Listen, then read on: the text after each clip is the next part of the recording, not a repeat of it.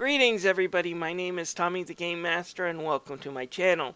I have been following the microtransactions and the loot box controversy over this past several months, and I have said myself I'm going to probably boycott most if not all AAA games. I have bought Assassin's Creed Origins. So far I have heard it doesn't go too far with the microtransactions and it doesn't have any paid for loot boxes. So if that's the case, I will review that game. If not, expect a video of me complaining about these microtransactions and basically me burning the game because I won't resell it to someone if it has those type of manipulative practices in it. So hopefully it won't, and hopefully I'll enjoy it. I haven't played it. I've bought it on release, but I haven't had a chance to really play it because I have filled my computer so far up with backlog videos and Steam games that I need to play a few of those first, so I actually have some hard drive space in order to actually record the game. I'm getting there. I'm hoping by the end of this week I will actually have enough computer memory back to where I can actually start recording videos again on games that are huge that I really want to play. But I got myself into a backlog. I have scripts written, I have the audio recorded, but I haven't had time to really sit down in the editor and edit these things, and I want to get these games done because some of these games I'm passionate about. Games like Kingdom Hearts, Dream Drop Distance, so I do want to get that done. But anyways, I have been following this controversy, and 2K has kind of released, I guess, their financial statements saying that the loot boxes were a big success, and going forward, they're going to go with the microtransactions we saw with NBA 2K18, and a lot of people, I guess, are upset or surprised about it. And I want to tell you why this doesn't surprise me. Yes, it's disappointing, it's discouraging, but it doesn't surprise me. Okay, guys, think about it like this. If I make a YouTube video that's very controversial, I say very controversial things, I don't necessarily violate YouTube's terms of service to where they can pull that video for being downright offensive, but I say things that are provocative and a lot of people disagree with me. They come to my channel, they downvote, and they leave a bunch of angry comments in my comment section. Will that mean that that video is a failure? Absolutely freaking not. In fact, it's a big success if that happens, especially if I'm trying to be a provocateur.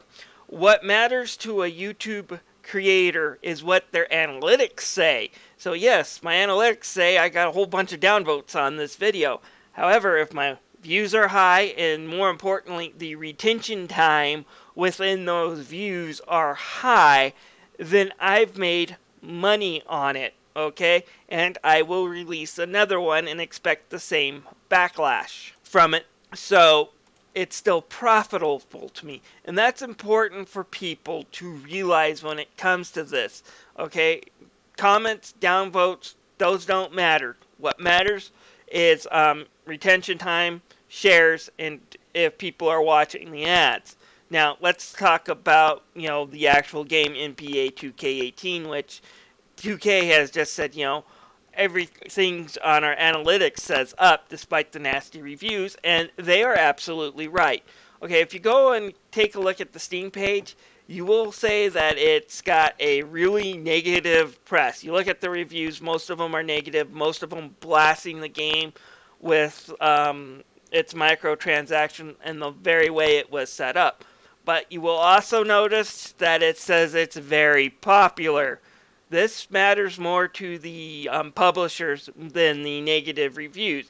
If it's popular, Steam will put it up front on their front page. They will advertise it more because it's popular. It also means people are playing it more, so they are making their money, especially through those damn microtransactions.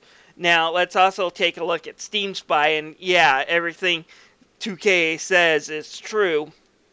Can definitely be shown on Steam Spy here. They have sold, if I am reading this correctly, about 200,000 copies of it on Steam so far. That's just Steam. That's just one different digital seller. It's the largest digital seller for PC, but it's just one digital seller.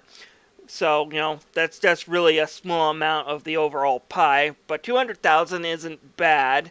Let's see here. 12,000 people played it yesterday as of this recording.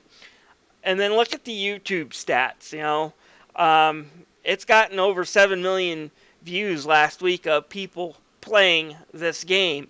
So 2K is definitely right in saying, yeah, people may hate the microtransactions and what we did with it, but we have a lot of success with this. A lot of people bought it. If you look at a lot of those Steam reviews that are negative, people have played the game for freaking 80 hours. Now, I can understand wanting to get to an end of a game in order to review it. I always like to reach the end of at least the story mode of a game before I review it. That way I know I've gotten everything, or at least most of everything. It's hard to walk away from a game even when you're pissed off at it without finishing it. But those numbers don't lie. To the publishers, this is a major freaking success, despite the fact that everybody who's reviewed it on Steam, or actually given a legitimate review, there's one or two positive, but they're laughable, really. They're not even legitimate critiques as far as I've seen of it. So when you play a game for 80 hours and you don't stop, that's pretty successful. The fact that the playtime average here is about 74 hours says it's very successful. There are JRPGs I own and love that I don't usually put in 74 hours in when I play through. Very few Japanese RPGs can hold a player's attention for that long. Very few online games can hold a player's attention for that long. And from what I understand, in order to get through the story mode without paying 2K any extra through their microtransactions, you got to spend that much time. But again, to their analytics, it says, if you're spending that much time trying to get through it, you must be enjoying it, so we're doing something right. So, folks, if you really do think that this is a bunch of bullcrap and you want to see it stopped, you gotta stop playing the games. There are no ways around it. If the game has a microtransaction loot system, or just set up as a free-to-play game where they're charging you $60 to get into, you have got to stop buying them. That is the only way they'll listen, because the developers and the publishers, they got analytics too, and what I've seen from just the analytics on Steam Spy, I would conclude that NBA 2K18 is a very, very successful, very profitable game for them. So yeah, and it doesn't surprise me that they doubled their profits through these microtransaction systems, and it won't surprise me when they get worse next year. So best thing you can do is stop playing these games, and yeah, I know 2K Games makes a lot of popular games. They have a lot of popular IPs. I was looking forward to the sequel to Red Dead Redemption 2. I loved the original game. However, with this bullcrap that's going on, I'm going to have to say skip to it. And it's very hard, especially as a YouTuber, because we YouTubers make more money when we cover new games. I like to stick to the old games that I have in my collection, or ones I found dirt cheap on Steam, because I don't like to spend a lot of money on a video game. I'd rather spend $3 or $4 on a video game rather than a $60 new one, because I can have the same amount of fun, and I can have the same amount of fun talking to you guys about it as I would a $60 game. But more people are going to be looking up info and stuff about the $60 game, wanting to experiencing the $60 games if they can't afford it right now than they would the cheaper Steam game. It's the sad fact of YouTube. Right now I'm doing it as a hobby, but I might have to change things up because I might be getting into a position where I'll need the YouTube income. We'll just have to see. But anyways, yeah, again, like I said, if you're fed up with the stuff, because I am, you're going to have to boycott, folks. You're going to have to say any games that we find out you have this type of bullcrap in, publishers, we're not going to buy it. It's completely off our Christmas list. We're not going to purchase it, at least not until it hits that magical $5 or less recommendation on Steam in a few years. You're not taking any of my money. That's the only way they will listen.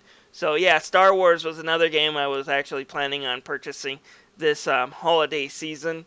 But then I found out, EA's basically made that a play to win. It's time to start boycotting. Thank you for listening to this rambling rant. This is Tommy the Game Master, signing out.